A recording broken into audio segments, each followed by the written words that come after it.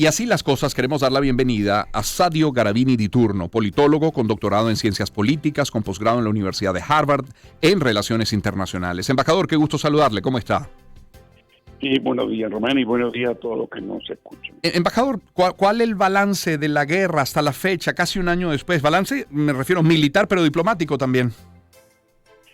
Bueno, efectivamente, a un año de la invasión rusa, lo que primero habría que decir es evidente es que fracasó el objetivo inicial de Putin de ocupar la totalidad de Ucrania y imponer un régimen rusófilo, títere, con un Quisling en la presidencia, o sea, un hombre títere del régimen de Rusia. Esto no se ha logrado. Las Fuerzas Armadas ucranianas han logrado no solo impedir el avance, sino podido recuperar hasta parte del territorio. Pero, sin embargo, hay que entender que para otra cosa importante, diría yo, es que ha refortalecido a la OTAN, que era un objetivo en cambio de Putin, era alejar la OTAN de la frontera rusa, y lo que hizo que con la entrada de Finlandia particularmente, pero también de Suecia, que está en el proceso de ingreso, evidentemente lo que ha hecho es todo lo contrario, ¿no? Dos países neutrales ahora van a ser parte de la OTAN, de la Alianza Occidental. Se ha fortalecido la Alianza Occidental en estos últimos años, sin duda alguna. Ahora, sin embargo, hay que entender que Rusia sigue teniendo un potencial superior a Putin y sobre todo, superior a Ucrania, sí. A Zelensky, una clara derrota militar de Rusia es inaceptable existencialmente a Putin. El riesgo de una derrota clara por parte de Putin es no solo la posibilidad de perder el poder, sino de perder la propia vida, porque sabemos que cómo se manejan los golpes en países autoritarios y totalitarios. Y entonces eso hace que prever que no va a haber una fácil salida de esta guerra. Y entonces allí entrarían cómo podemos ver una posible salida. Todos quisiéramos una salida pacífica, porque desgraciadamente además esta invasión que Rusia hace a Ucrania ha roto las reglas del sistema internacional después de la Segunda Guerra Mundial y particularmente después del final de la Guerra Fría. Una potencia nuclear, uno de los 5 miembros permanentes de las Naciones Unidas, ha roto burdamente una de las reglas fundamentales de las Naciones Unidas. O sea, la regla de que no se puede utilizar la fuerza para cambiar las fronteras. O sea, utilizar la fuerza, atacar a otro país para quitarle un pedazo de territorio reconocido internacionalmente, una frontera reconocida internacionalmente. Bueno, eso lo ha roto una de las potencias, digamos, fundadoras de las Naciones Unidas. Entonces, tenemos una nueva situación, un nuevo sistema internacional que desgraciadamente, si no se recupera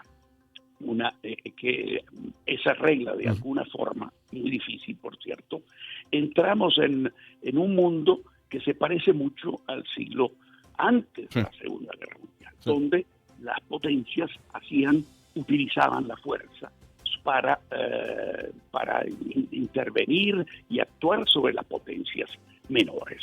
O sea, los países pequeños y medianos están en peligro de ahora en adelante. Ahora, ¿qué solución podría haber? Bueno, razonablemente podría haberla. Muy difícil. O sea, sabemos que en el Donbass y en Crimea hay sectores de la población que se sienten rusa y que podrían llegar a aspirar a ser parte de Rusia. Pero ciertamente no es todo el Donbass, todo Lugansk y Donetsk, las dos regiones, que trata ahora Putin de como segundo objetivo, ya que no pudo controlar Ucrania, está diciendo quiero recuperar el Donbass. Bueno, allí pues se podría pensar en una solución en la cual un referéndum o unos referenda organizado no por Putin, sino organizado por las Naciones Unidas y observado por la comunidad internacional, y ver realmente cuáles podrían ser las zonas del Donbass y de Crimea en particular. Ahí sí, yo creo que Crimea, la población es mayoritariamente rusa, ingresó a Ucrania solamente en el año 56, porque Khrushchev era ucraniano, primer ministro y secretario general del Partido Comunista de Rusia en esa época, de la Unión Soviética, lo trasladó de Rusia a Ucrania cuando Ucrania era una parte de la Unión Soviética. Bueno, es probable que en un referéndum real, bien organizado, Crimea y algunas partecitas del Donbass podrían definirse y decidir incorporarse a Rusia.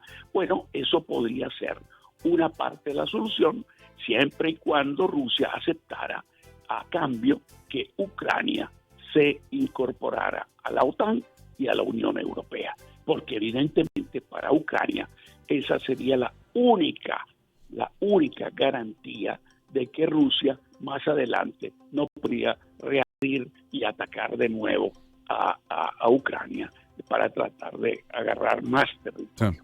Entonces, repito, esto es una posible solución razonable.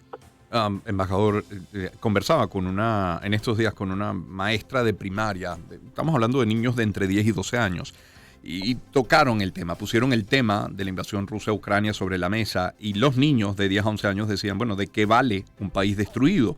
Es la pregunta que se hace un niño de primaria, cuando además dice, ¿por qué un país tan grande quiere más territorio aún, refiriéndose a Rusia? A ver, son preguntas, son reflexiones muy, muy simples, son elementales para un tema muy complejo, pero ¿qué respondería usted? Es decir, ¿qué va a hacer de Ucrania? ¿Podrá ser lo que fue Ucrania? Y quiero conectar esto con el apoyo que está recibiendo ahora. ¿Estados Unidos, Unión Europea, OTAN, están haciendo todo lo que está en sus manos para apoyar a Ucrania? Bueno, mira, los países se reconstruyen. No hay cosa más destrozada que la Alemania de 1945. O la Varsovia, ¿no? Exactamente, pero como país, digamos. Sí, claro. Entonces, y vemos que apenas ya en el año 55, 10 años después, se hablaba del milagro alemán y la recuperación de transformación de un país que Alemania se transformó en la tercera potencia industrial del mundo. Entonces, la recuperación hay, y eso depende de la voluntad, del trabajo, fundamentalmente de los propios habitantes. Y los ucranianos han demostrado de querer defender a su país y seguramente van a tener la voluntad de reconstruirlo con el apoyo de la comunidad internacional. Es evidente, el final de la guerra implicará una ayuda muy importante del mundo, primero del mundo occidental que la apoyó, pero también dentro de ese acuerdo razonable del cual estábamos hablando antes, habría la segura y necesaria incorporación también de Rusia en esa reconstrucción. Evidentemente no va a reconstruir todo de lo que destruyó, pero ciertamente un acuerdo final de paz implicaría algún tipo de reparación, para decirlo así, por parte de Rusia en ese digamos tratado de paz potencial. Embajador, muchísimas gracias por su tiempo esta mañana. Feliz día. De nada, hasta la próxima. Muy amable. Ojalá sea pronto. Sadio Garavini Di Turno, politólogo con doctorado en Ciencias Políticas, con posgrado en la Universidad de Harvard en Relaciones Internacionales. Qué gusto conversar siempre, escucharle siempre a él. 6:52 minutos en la mañana.